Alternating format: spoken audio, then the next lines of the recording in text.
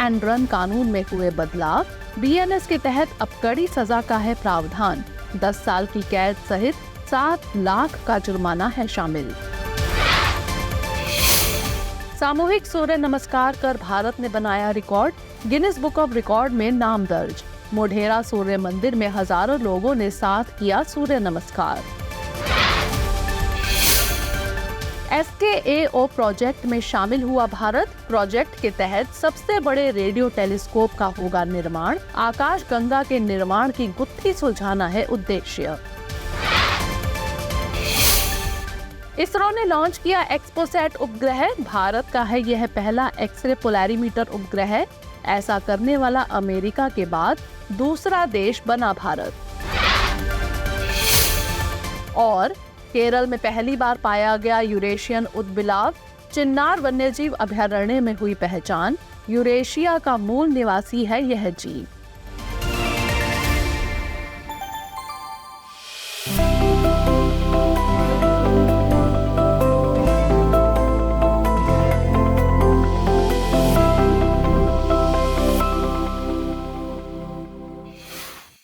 इन दिनों देश भर में ट्रक ड्राइवरों का विरोध प्रदर्शन चर्चा में बना हुआ है। ये विरोध भारतीय न्याय संहिता में दिए गए प्रावधानों के खिलाफ हो रहा है। दरअसल इस कानूनी ढांचे में हिट एंड रन की घटनाओं के लिए सजा में बदलाव किए गए हैं। हालांकि सरकारी आश्वासन के बाद ट्रक ड्राइवर्स ने अपना विरोध प्रदर्शन समाप्त कर दिया है, क्योंकि भारतीय न्याय संहिता में कई प्रावधानों में बदलाव किया गया है, जिसके तहत अगर कोई लापरवाही से वाहन चलाकर किसी व्यक्ति की मौत का कारण बनता है तो यह गैर इरादतन हत्या की श्रेणी में आता है। इसके अलावा घटना के तुरंत बाद पुलिस अधिकारी या मजिस्ट्रेट को इसकी सूचना दिए भागने पर उसे कारावास से दंडित किया जाएगा। सजा के तौर पर 10 साल की कैद, जिसे आगे बढ़ाया जा सकेगा। साथ ही आरोपी को 7 लाख तक के जुर्माने का भी भुगतान करना होगा। वहीं आईपीसी यानी भारतीय दंड संहिता में ऐसे अपराधों के लिए सजा 2 साल की कैद तक सीमित थी। गौरतलब है कि राष्ट्रपति द्रौपदी मुर्मू द्वारा 3 नए आपराधिक संहिता विधेयकों को मंजूरी दी गई है। ये नए कानून भारतीय न्याय संहिता, भारतीय नागरिक सुरक्षा संहिता और भारतीय साक्ष्य अधिनियम हैं, जो क्रमशः भारतीय दंड संहिता, आपराधिक प्रक्रिया संहिता और 1872 के भारतीय साक्ष्य अधिनियम की जगह लेंगे। हाल ही में गृह मंत्रालय ने CAA यानी नागरिकता संशोधन अधिनियम 2019 पर एक आधिकारिक घोषणा की है। केंद्र सरकार 2024 में होने वाले लोकसभा चुनाव से पहले ऐसा कर सकती है। साथ ही कहा कि एक बार नियम जारी होने के बाद यह कानून लागू किया जा सकता है। बता दें कि नागरिकता संशोधन अधिनियम 2019 नागरिकता अधिनियम 1955 में संशोधन करता है। इसका मकसद अफगानिस्तान, बांग्लादेश और पाकिस्तान से अप्रवासियों को भारतीय नागरिकता प्रदान करना है। इन अप्रवासियों में हिंदू, सिख, बौद्ध, जैन, पारसी और ईसाई समुदाय के लोग शामिल हैं। हालांकि नागरिकता उन्हीं अप्रवासियों की दी जाएगी जो 31 दिसंबर 2014 को या उससे पहले भारत में प्रवेश कर चुके हैं। नागरिकता अधिनियम 1955 के अनुसार नागरिकता की पात्रता के लिए कई प्रावधान हैं।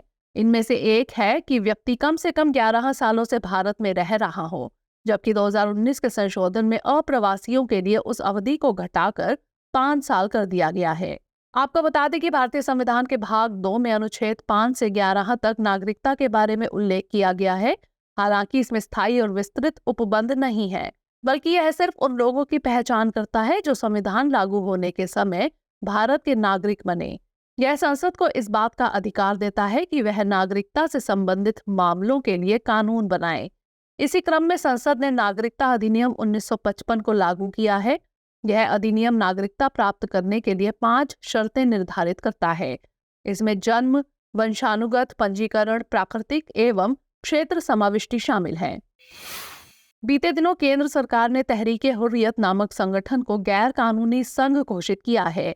इसे गैर कानूनी गतिविधियां रोकथाम अधिनियम 1967 के तहत गैर कानूनी बताया गया है। गौरतलब है कि गैर कानूनी गतिविधियां रोकथाम अधिनियम 1967 भारत की संप्रभुता और एकता को खतरे में डालने वाली गतिविधियों को रोकने के लिए बनाया गया। यह अधिनियम उन व्यक्ति या संगठन पर लागू होगा जो देश की क्षेत्रीय अखंडता और संप्रभुता को भंग करने वाली गतिविधियों को बढ़ावा देते हैं। इस अधिनियम के तहत केंद्र सरकार किसी संगठन को आतंकवादी संगठन घोषित कर सकती है। जानकारी के लिए बता दें कि यूएपीए 1967 में गैर कानूनी गतिविधियां रोकथाम संशोधन विधेयक 2019 द्वारा संशोधन किया गया है। इस संशोधन का उद्देश्य आतंकी अपराधों की त्वरित जांच और अभियोजन की सुविधा प्रदान करना है। इस विधेयक का प्रयोग भारत के खिलाफ आतंकवादी गतिविधियों के लिए कठोर कार्रवाई करेगा। साथ ही यह संशोधन उचित तथा पर्याप्त सबूत के आधार पर ही किसी को आतंकवादी ठहराने की अनुमति देता है।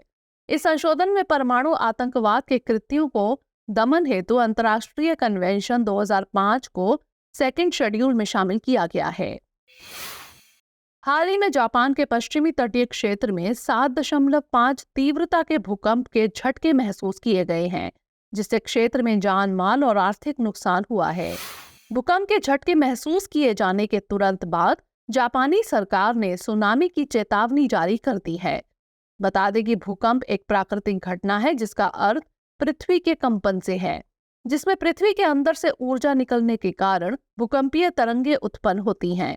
ये तरंगे सभी दिशाओं में फैलकर पृथ्वी को कंपित करती हैं।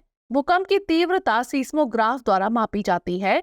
वहीं जिस स्थान पर भूकंप की उत्पत्ति होती है उसे हाइपोसेंटर कहा जाता है, जबकि पृथ्वी की सतह के ऊपर स्थित वह स्थान जहां भूकंपीय तरंगे सबसे पहले पहुंचती हैं अधिकेंद्र कहलाता है।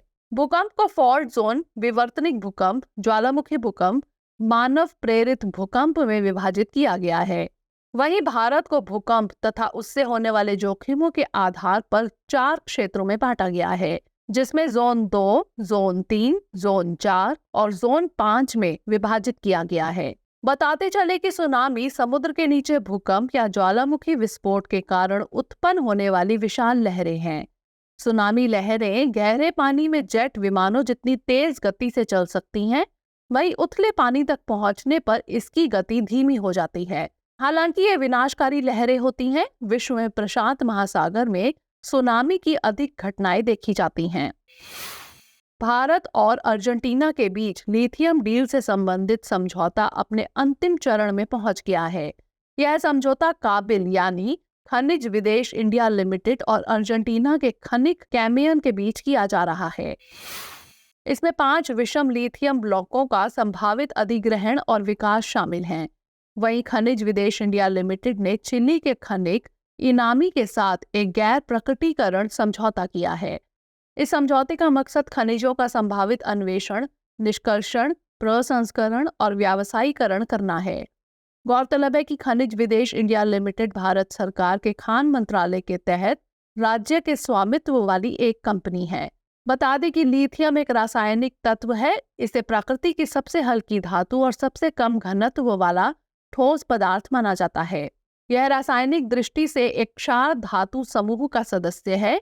यह अन्य पदार्थों के साथ तेजी से रासायनिक अभिक्रिया करता है।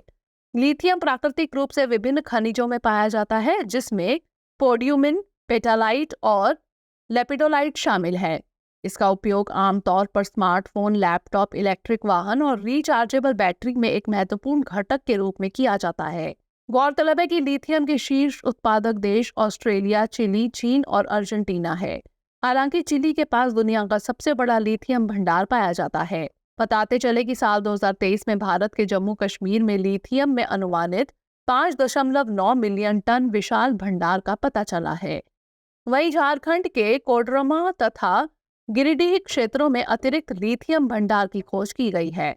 भारत लिथियम आयन बैटरी के विनिर्माण एवं अन्य ऊर्जा भंडार के अपनी अधिकांश जरूरतों को पूरा करने के लिए लिथियम आयात पर निर्भर है। हाल ही में गुजरात के सबसे बड़े सूर्य नमस्कार के प्रदर्शन को Guinness book of world records में शामिल किया गया है। इस कार्यक्रम का आयोजन गुजरात के मोढेरा सूर्य मंदिर में किया गया था। इसमें स्थानीय परिवारों, छात्रों, योग के प्रति उत्साही और वरिष्ठ नागरिकों सहित विभिन्न समूहों की सक्रिय भागीदारी देखी गई। बता दें कि सूर्य नमस्कार योग की एक क्रिया है। इसमें सांस के साथ लयबद्ध 12 मुद्राएं शामिल होती हैं। यह सूर्य को श्रद्धांजलि अर्पित करता है, जो कई संस्कृतियों में जीवन और ऊर्जा का स्रोत है। यह अभ्यास शारीरिक लाभों के साथ मानसिक शांति प्रदान करता है। इसके नियमित अभ्यास से मन, शरीर और आत्मा के बीच संतुलन बना रहता है। गौरतलब है कि मोढेरा सूर्य मंदिर भारतीय पुरातत्व सर्वेक्षण द्वारा एक संरक्षित स्मारक है। इसका निर्माण 1026 से 27 ईस्वी में किया गया था। इसका निर्माण सोलंकी राजवंश के भीम प्रथम के शासनकाल के दौरान किया गया था। इस मंदिर परिसर को 3 भागों में बांटा गया है। इसमें गुड़ा मंडप, तीर्थ स्थल, सभा मंडप, सभा भवन और कुंड जलाशय शामिल है। मंदिर परिसर मारू गुर्जर शैली में बनाया गया है। इसे सोलंकी शैली के नाम से भी जाना जाता है। इतिहासकारों का मानना है कि इस मंदिर का निर्माण भीम प्रथम द्वारा महमूद गजनवी के खिलाफ मोढेरा की रक्षा में किया गया था। इसे यूनेस्को की विश्व धरोहर स्थलों की अस्थायी सूची में शामिल किया गया है। हाल ही में भारत SKAO यानी स्क्वायर किलोमीटर अरे ऑब्जर्वेटरी प्रोजेक्ट में शामिल हुआ है। यह प्रोजेक्ट दुनिया के सबसे बड़े रेडियो टेलीस्कोप के रूप में कार्य करेगा। SKAO के निर्माण में भाग लेने वाले कुछ देशों में भारत के अलावा UK, ऑस्ट्रेलिया, दक्षिण अफ्रीका, कनाडा, चीन, फ्रांस, इटली और जर्मनी शामिल है। गौरतलब है कि SKAO एक एकल दूरबीन नहीं बल्कि हजारों एंटीना की एक श्रृंखला है। इसे दक्षिण अफ्रीका और ऑस्ट्रेलिया में दूरस्थ रेडियो शांत स्थानों में स्थापित किया जाएगा। इसके माध्यम से खगोलीय घटनाओं का निरीक्षण और अध्ययन किया जाएगा। इस टेलीस्कोप का उद्देश्य ब्रह्मांड में 3000 ट्रिलियन किलोमीटर से अधिक गहराई तक जाने वाली घटनाओं की एक श्रृंखला का अध्ययन करना है। इससे आकाशगंगाओं के जन्म और मृत्यु की पहेलियां सुलझाने में मदद मिलेगी।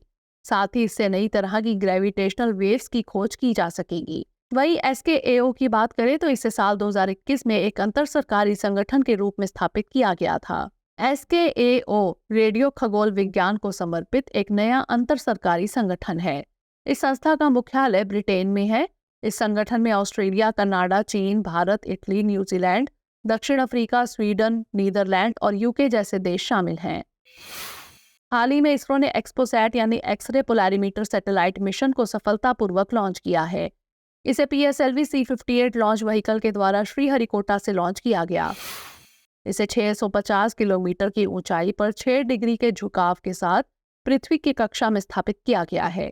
एक्सपोसैट इसरो का पहला एक्सरे पोलैरिमीटर उपग्रह है। इस सफल प्रक्षेपण के बाद भारत अमेरिका के बाद इस तरह का उपग्रह भेजने वाला दुनिया का दूसरा देश बन गया है। यह उपग्रह ब्लैक होल जैसी खगोलीय वस्तुओं के बारे में जानकारी प्रदान करेगा और इसका जीवन काल करीब 5 साल होगा। गौरतलब है कि एक्सपोसैट इसरो का पहला समर्पित वैज्ञानिक उपग्रह है। इसी के साथ यह ब्रह्मांडीय स्रोतों से एक्सरे उत्सर्जन और ध्रुवीय कोण में माप पर अनुसंधान करने वाला एक महत्वपूर्ण उपग्रह है। इसमें पॉलिक्स यानी एक्सरे में पोलैरिमीटर उपकरण और एक्सपेक्ट अर्थात एक्सरे स्पेक्ट्रोस्कोपी और टाइमिंग नामक 2 पेलोड शामिल हैं। बता दें कि पॉलिक्स को रमन रिसर्च इंस्टीट्यूट द्वारा एक्सपेक्ट को यूराफ उपग्रह केंद्र द्वारा बनाया गया है। पॉलिक्स पेलोड दुनिया का पहला उपकरण है जिसे 8 से 30 किलो इलेक्ट्रॉन वोल्ट ऊर्जा बैंड के माध्यम एक्सरे के लिए डिजाइन किया गया है। वहीं एक्सपेक्ट पेलोड को सॉफ्ट एक्सरे एनर्जी बैंड में फास्ट टाइमिंग और हाई स्पेक्ट्रोस्कोपिक रेजोल्यूशन संचालित करने के लिए डिजाइन किया गया है। यह X-ray pulsar black hole binary, कम चुंबकीय क्षेत्र न्यूट्रॉन तारे, सक्रिय गैलेक्टिक नाभिक और मैग्नेटर्स जैसे विभिन्न स्रोतों का निरीक्षण करेगा। हाल ही में गुवाहाटी विश्वविद्यालय के शोधकर्ताओं ने एक नया फॉर्मेल्डिहाइड सेंसर विकसित किया है। शोधकर्ताओं के मुताबिक यह सेंसर मछलियों में फार्मेलिन मिलावट का पता लगा सकता है। दरअसल मछलियों में फार्मेलिन का पता लगाने के लिए इस सेंसर में ग्राफीन जैसे नैनो कणों का प्रयोग किया गया है। यह सेंसर मेटल ऑक्साइड सह ग्राफीन ऑक्साइड नैनो कणों के मिश्रण से विकसित किया गया है। इसे कम लागत वाला, गैर आक्रामक और चयनात्मक रूप से बनाया गया है। यह कमरे के सामान्य तापमान पर काम करता है। इसका उपयोग खाद्य पदार्थों में मिलावट को रोकने एवं उपभोक्ताओं की सुरक्षा के लिए किया जा सकता है। गौरतलब है कि फॉर्मेल्डिहाइड का प्रयोग खाद्य पदार्थों को अधिक आकर्षक दिखाने और उसकी शेल्फ लाइफ बढ़ाने के लिए किया जाता है। बता दें कि फॉर्मेल्डिहाइड एक रंगहीन तीखी गैस है जिसका उपयोग विभिन्न औद्योगिक प्रक्रियाओं में किया जाता है। साथ ही इसका उपयोग खाद्य पदार्थों के परीक्षण में किया जाता है। खासतौर पर विकासशील देशों में मछली के परीक्षण में यह बड़े स्तर पर इस्तेमाल होता है। हालांकि फॉर्मेल्डिहाइड एक ज्ञात कैंसर जनित तत्व है। इसके चलते कई देशों में इसके उपयोग पर प्रतिबंध है। बताते चले कि ग्राफीन कार्बन का एक द्विआयामी रूप है। इसमें हेक्सागोनल जाली में व्यवस्थित कार्बन परमाणुओं की एक परत पाई जाती है। इसे दुनिया का सबसे पतला, मजबूत और ऊष्मा का सबसे सुचालक पदार्थ माना जाता है। यह स्टील से करीब 200 गुना मजबूत और 6 गुना हल्का होता है। इसका उपयोग रक्षा और एरोस्पेस, बैटरी और सुपर कैपेसिटर, ऑटोमोटिव आदि क्षेत्रों में किया जाता है। हाल ही में केरल में पहली बार ऊदबिलाव की प्रजाति खोजी गई है। इस स्तनपायी जीव की पहचान इडुक्की के चिन्नार वन्यजीव अभयारण्य में की गई है। यूरेशियन ऊदबिलाव एक मांसाहारी स्तनपायी है जो यूरेशिया का मूल निवासी है। हालांकि यह आयरलैंड से लेकर चीन और दक्षिण पूर्व एशिया तक पाई जाती है। यह जीव पैलेरक्टिक स्तनधारियों की प्रजातियों में से एक है। इसका वैज्ञानिक नाम लूत्रा लूत्रा है। इसकी लंबाई 102 से 138 सेंटीमीटर तक होती है। इस प्रजाति का निवास स्थान नदियों, झीलों, मीठे पानी और दलदली जंगलों, समुद्री तटों, धान के खेतों, गुफाओं आदि में हो सकता है। वहीं भारत में यह प्रजाति ठंडी पहाड़ियों और पहाड़ी नदियों में पाई जाती है। जहां एक तरफ यह IUCN की रेड लिस्ट में नियर थ्रेटन्ड के रूप में शामिल है, तो वहीं इसे वन्यजीव संरक्षण अधिनियम 1972 के तहत अनुसूची 2 में सूचीबद्ध किया गया है। साथ ही इसे साइट्स के परिशिष्ट 1 के तहत संरक्षण प्राप्त है। बता दें कि चिन्नार वन्यजीव अभयारण्य पश्चिमी घाट के वर्षा छाया क्षेत्र में स्थित है। इसके उत्तरी भाग में इंदिरा गांधी वन्यजीव अभयारण्य और दक्षिणी भाग में एराविकुलम राष्ट्रीय उद्यान स्थित है। इसमें आवास प्रकारों की एक विस्तृत श्रृंखला देखने को मिलती है, जिसमें पर्णपाती वन, सूखी कांटेदार झाड़ियां, तटवर्ती वन, शोला और घास के मैदान पाए जाते हैं। साथ ही अभयारण्य के निकट चंदन का विस्तृत वन क्षेत्र में पाया जाता है। फूलों की लगभग 1000 प्रजातियां और विभिन्न प्रकार के औषधीय पौधे इस क्षेत्र की मुख्य विशेषता है।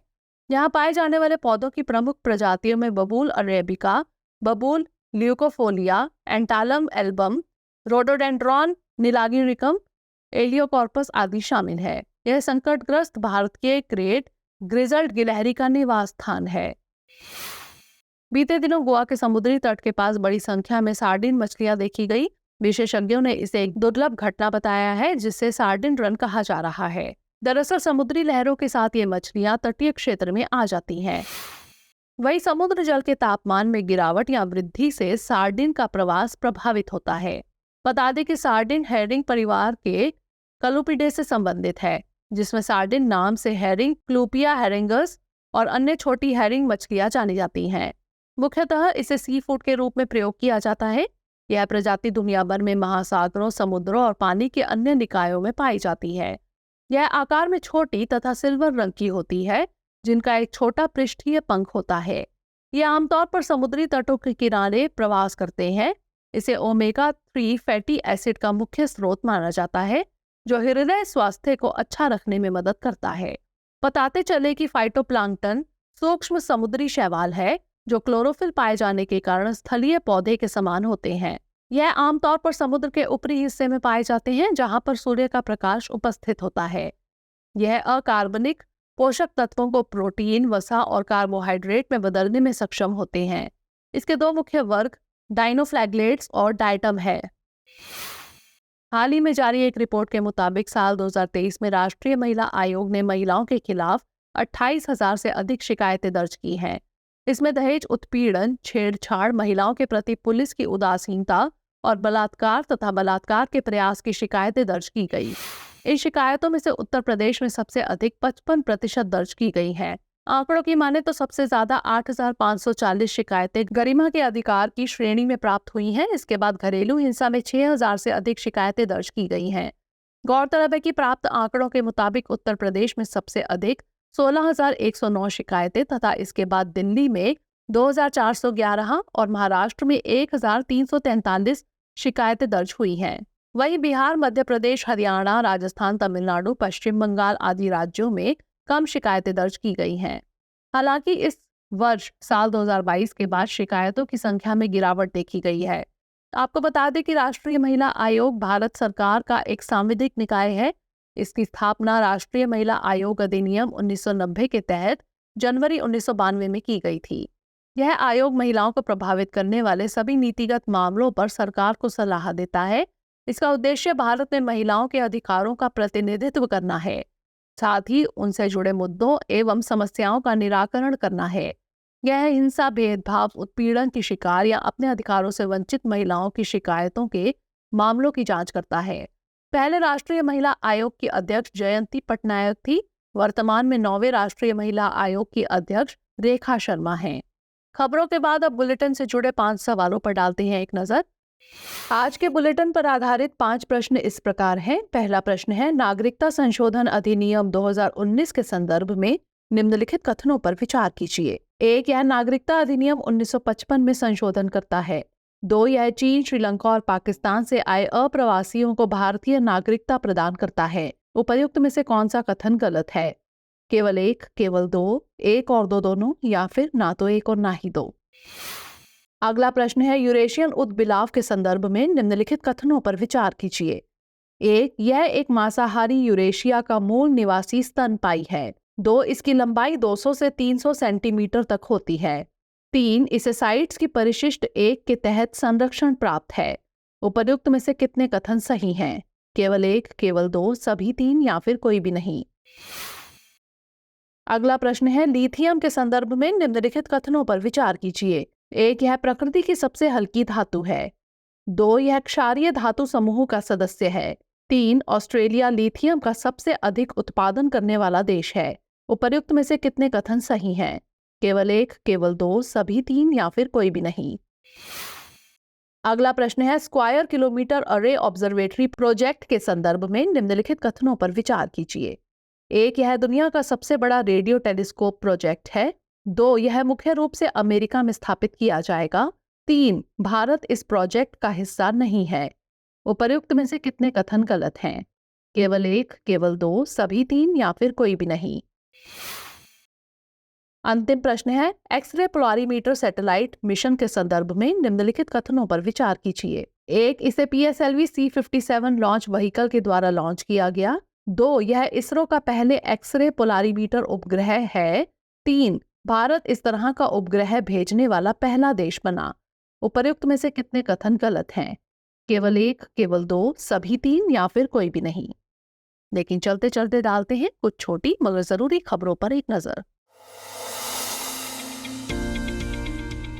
हाल ही में भारत और संयुक्त अरब अमीरात का संयुक्त सैन्य अभ्यास डेजर्ट साइक्लोन 2024 शुरू हुआ है। यह अभ्यास 2 से 15 फरवरी तक राजस्थान में आयोजित किया जा रहा है। इसमें भारत और संयुक्त अरब अमीरात की सेनाओं ने भाग लिया है।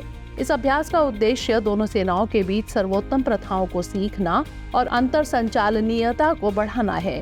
साथ ही इसका लक्ष्य दोनों देशों के बीच रक्षा क्षेत्र में द्विपक्षीय सहयोग करना है। बता दें कि पहला भारत UAE संयुक्त वायुसेना अभ्यास सितंबर 2008 में अबू धाबी में अल धफरा में आयोजित हुआ था। हाल ही में केंद्र सरकार ने नीति आयोग के पूर्व उपाध्यक्ष अरविंद पनगड़िया को 16वें वित्त आयोग का अध्यक्ष नियुक्त किया है, जबकि भारतीय प्रशासनिक सेवा अधिकारी ऋत्विक रंजनम पांडे इस आयोग के सचिव होंगे।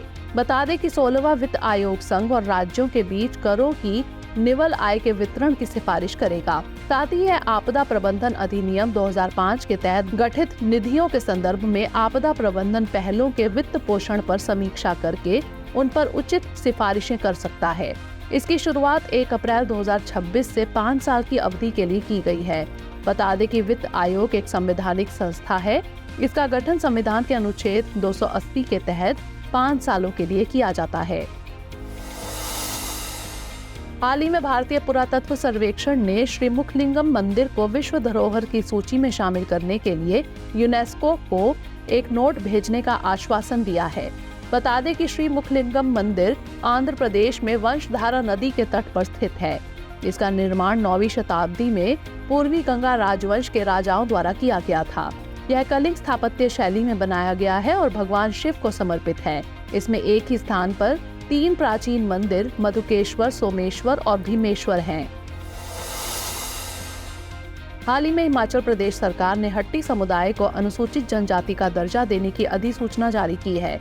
बता दें कि 4 अगस्त 2023 को भारत सरकार ने हट्टी समुदाय को अनुसूचित जनजाति का दर्जा देने के लिए संविधान अनुसूचित जनजाति आदेश द्वितीय संशोधन अधिनियम 2023 को राजपत्र में अधिसूचित किया था। गौरतलब है कि हट्टी एक घनिष्ठ समुदाय है। इसके सदस्य कस्बों में लगने वाली हाट में अपने उत्पाद जैसे सब्जियां, फसल, मांस और ऊन आदि बेचकर गुजर बसर करते आए हैं।